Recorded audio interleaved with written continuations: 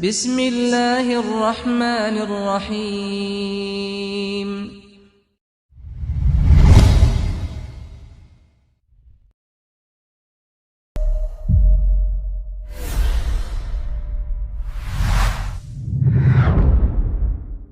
Sepuluh kata yang positif yang menanamkan kepercayaan dan rasa bangga diri sama anak kita.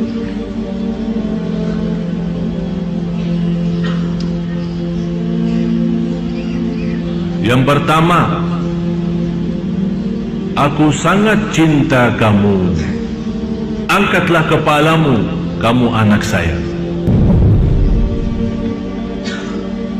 Faham bahasanya? Ngerti kan?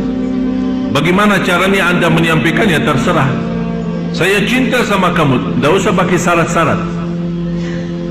Bebaskan, saya cinta sama kamu. Angkatlah kepala kamu, karena kamu anakku. Yang kedua, saya bangga dan bahagia punya anak seperti kamu. Ini satu kata yang saya selalu suka ucapkan sama anak saya. Sambil lama-lama beliau menjawab, saya juga bangga punya ayah seperti Syekh Ali.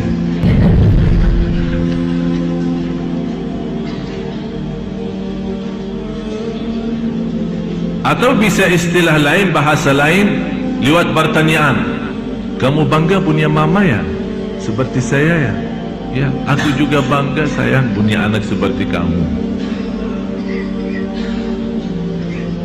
Rasulullah sallallahu alaihi wasallam saking cinta sama anaknya, apalagi Siti Fatimah radhiyallahu anha.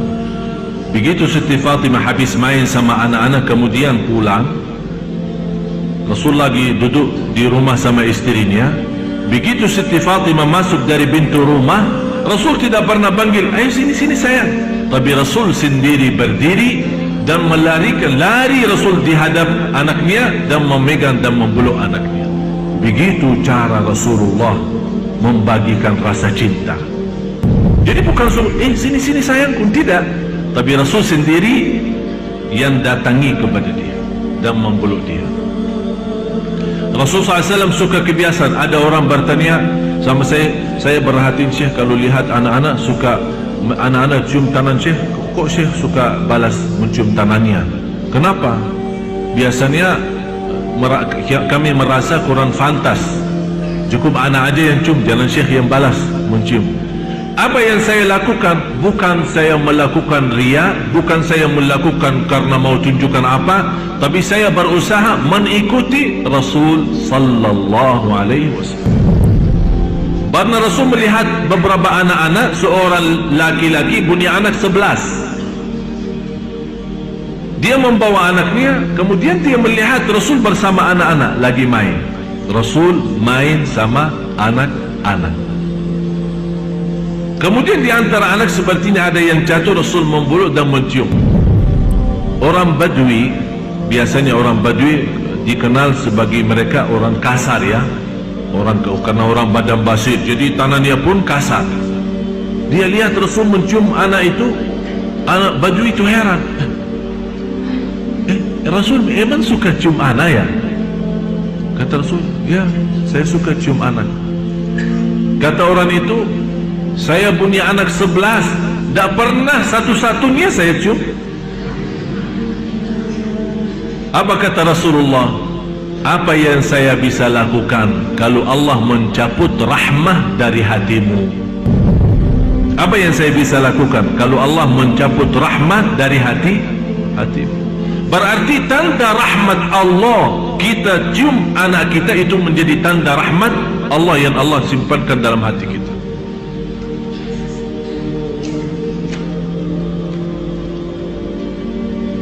Salah satu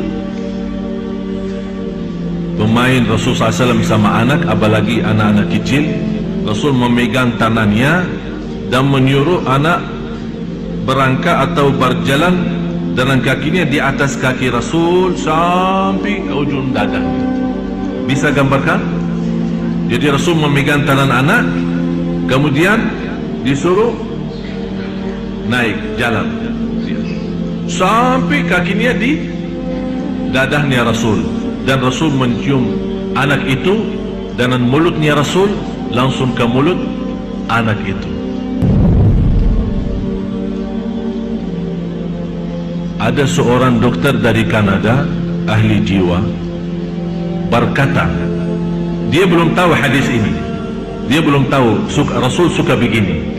Dia berkata, salah satu cara mencerdaskan anak kita dan menanamkan kepercayaan saat kita bersenang berhiburan sama dia, cuba bawa cara ini, megang tangannya, tapi jangan yang umur 13 bisa ya, yang kecil lah, yang masih 2 tahun, 1 tahun setengah, ya 3 tahun lah masih. Dan tergantung anak kita, kalau yang besar badannya malah bisa kita angkat. Jadi sambil megang tangannya, kemudian dia naik di atas badan kita, kita sambil berdiri, kemudian mencium bibirnya langsung. Kata seorang dokter dari Kanada itu, ini salah satu cara yang membantu cerdaskan otak anak kita dan memberikan kepercayaan diri yang luar biasa. Ditegur sama seorang ulama, hal ini sudah dikasih tahu oleh Rasul, dan Rasul sudah berlaku. Dia bilang, mana buktinya? Dibawakan hadisnya, dia belajari, sebab hadis itu dia masuk Islam. Tak ada yang lebih romantis daripada Rasul. Sama istrinya paling romantis, sama anaknya yang paling kasih sayang. Bukan hanya anaknya sendiri, malah sama anak orang lain.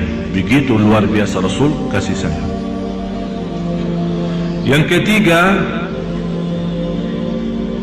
kita puji anak kita dan tunjukkan kecerdasannya. Kamu cerdas sekali, kamu pintar. Biar kita merasa habis pulang dari sekolah, barangkali nilainya belum sesuai yang kita harapkan, nilainya agak kurang, kita sampaikan, kamu sebenarnya pintar, tapi dalam kesempatan ini barangkali belum sampai, tapi insya Allah di semester yang akan datang, kelas yang kedua, insya Allah akan lebih baik, karena saya tahu kamu pintar. Jadi tanamkan kepercayaan. Jangan kita nilainya cuma segini, pusing, stres, aku capek, bawakan guru, ini biaya. Apa yang akan terjadi? Akan menjadi lebih rendah daripada yang kita harapkan. Yang keempat, kamu cantik, kamu manis, kamu gagah, dan saya suka mendengar suara kamu. Ini kata khusus, kata ini saya punya guru namanya Syekh Sayyid Lashin, baru meninggal dunia. Punya anak hafal Al-Quran dalam usia 5 tahun.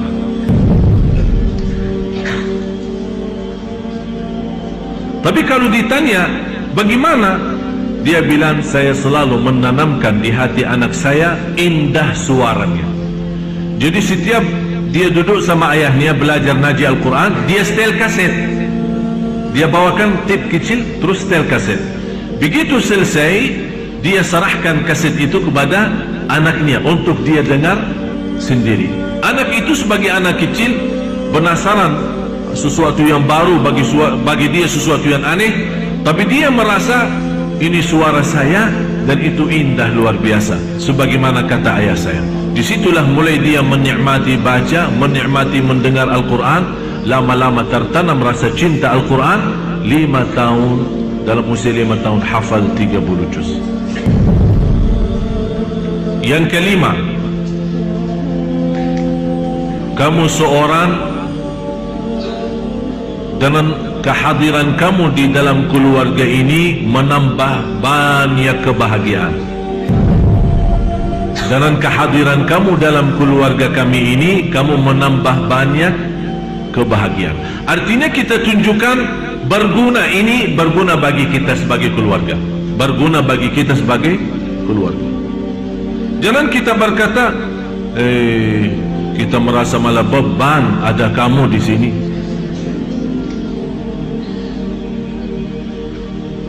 Yang keenam, kamu anak hebat. Dan saya kemarin di Makassar, saya tunjukkan kehebatan anak Makassar atau anak orang Indonesia umumnya. Karena kemarin saya minta sama seorang anak di Makassar, waktu kita sama-sama ke sana, acara Masya Allah dihadiri banyak jamaah. Saya minta sama seorang anak, coba siapa yang bisa sebutkan nama surah juz 30. Juz 30 dari An-Naba sampai An-Nas. Ada seorang satu-satunya, padahal anak waktu itu banyak sekali, tapi satu-satunya dia yang maju, beranikan diri, datang dan naik bangku, dan kemudian dia membaca. Tapi Masya Allah baca dengan lancar. Ada di waktu acara itu ada saya bilang kalau bisa mengucapkan dan menyampaikan nama-nama surah, saya akan kasih hadiah 50.000. Datang anak itu. Menurut saya seorang anak Indonesia, mohon maaf Bapak Ibu, umumnya anak-anak kita suka malu. Apalagi kalau di depan banyak orang suruh maju, mana bisa. Kita kadang-kadang memaksa-maksa aja sudah tak bisa. Tapi ini bisa maju sendiri dengan tawaran, biarpun dengan tawaran 50, tak apa-apa. Tak usah kita berkata harus dia belajar naji ikhlas, tak usah bagi uang. Jadi salah satu metode untuk anak kita cinta dan mudah hafal Al-Quran, kita selalu memberikan balasan hadiah. Apa itu sepeda, apa itu uang, apa itu jalan-jalan. Tapi jangan hafal Quran ikhlas karena Allah. Qul inna salati wa nusuki wa mahyaya wa mamati lillahi rabbil alamin. Jangan macam-macam riak. Anaknya umur berapa? 4 tahun. Ini diceramahin lah gitu. Ini buat kita. Inna salati wa nusuki, ini buat. Tidak salah kalau anda membagikan hadiah buat anak kita demi dia hafal Al-Quran. Yang ketujuh, kita selalu membawa anak kita terlibat dalam masywarah keluarga. Saya tidak pernah mengambil keputusan berdua sama istri. Mau keluar kota, mau bawa istri, saya panggil Hasan, ayo duduk, kita lagi rapat, ada meeting. Dari umur dan usia dia masih 4 tahun. Kali ini kita mau berangkat, tapi Hasan dah ikut. Bagaimana pendapat Hasan? Mau diam sama neneknya atau mau ikut? Ya kalau boleh ikut ya boleh. Kalau dah boleh dah apa-apa. Jadi kalau dah ikut dah apa-apa ya? Betul, betul. Memang biasa ditinggalin terus. Selalu saya lipatkan dia dalam masywarah. Mau pindah rumah, termasuk sekarang usianya 11 tahun, tapi dia yang urus bayar listrik sama orang rumah. Dia pergi, dia yang bayar listrik, dia yang belanja di apa, kalau mau ke mall atau beli roti atau makanan atau buah, dia sendiri ke sana, dia yang nawar, dia yang bayar, dia menghitung sisanya, dia sendiri. Kalau saya mau datang, saya begitu telefon, saya pertama sebelum telefon istri, telefon ke anak. Ayah mau datang ke Lombok. Sendiri, begitu saya bicara sama ibunya, dia keluar rumah. Kemana Hasan? Dah tahu keluar. Apa yang dia lakukan? Langsung panggil orang rumah, naik motor, karena dia tidak bisa bawa motor, naik motor sama orang rumah. Ayah saya mau datang, saya mau beli roti, karena ayah saya kalau subuh, pagi-pagi suka makan roti.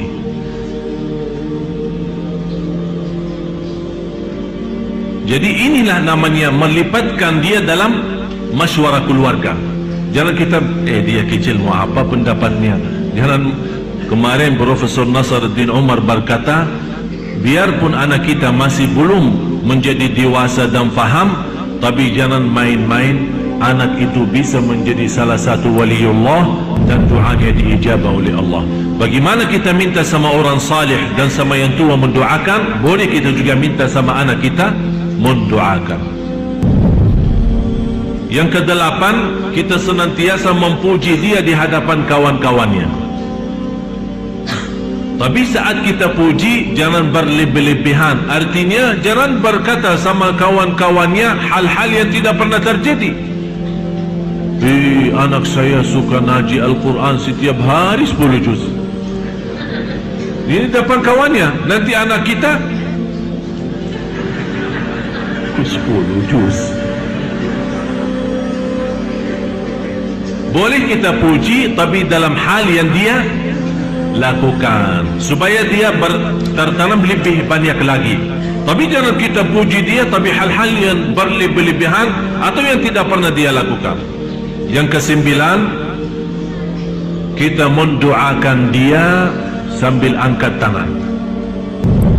Tapi doanya boleh anda saat sendirian salat, di sujud, di luar sujud, di luar salat kita doakan. Tapi ada sekali-kali kita lagi naik mobil, kita berdoa sambil naikkan suara, anak kita mendengar, tapi tanpa kita pandangan kita ke dia. Jangan, kita tetap kita fokus seolah-olah kita tidak perhatiin ke dia, tapi kita mendoakan, ya Allah, anakku insyaAllah jadi hafal Quran, anakku sihat, dia mendengar bisikan doa kita. Jangan usah bilang, ayo kamu amin, amin. Udah biarin aja. Seolah-olah kita lagi sendirian. Tapi sengaja kita keraskan suara kita. Apalagi pas kita bawa mobil kemudian turun hujan, kita langsung, ya Allah turun hujan. Setahu saya kalau turun hujan doa makbul. Ya Allah, lindungi anakku. Ya Allah, bahagiakan ya Allah. Jadi hafal. Dia mendengar suara. Kamu amin enggak? Dah usah. Kok kamu amin enggak? Maksa-maksa amin. Kita doa aja ikhlas, tak usah kita perintah dia mengucapkan amin. Yang terakhir, aku percaya sama kamu karena kamu orang jujur, tidak suka bohong. Ini kata jauh lebih baik daripada jangan kamu bohong.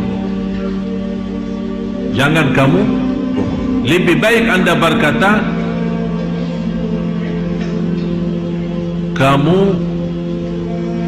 aku percaya sama kamu karena orang jujur. Kamu suka jujur. Oleh karena itu saya percaya sama kamu, dan saya tahu kamu tidak suka bohong. Tapi jangan melarang dia berbohong. Dengan cara seperti ini akan selalu membuat dia berfikir sebelum menyampaikan satu cerita kepada orang tua. Kalau dia tahu cerita ini tidak benar, dia tidak bakal sampaikan. Kalau dia tahu sudah betul-betul jujur, baru dia akan sampaikan.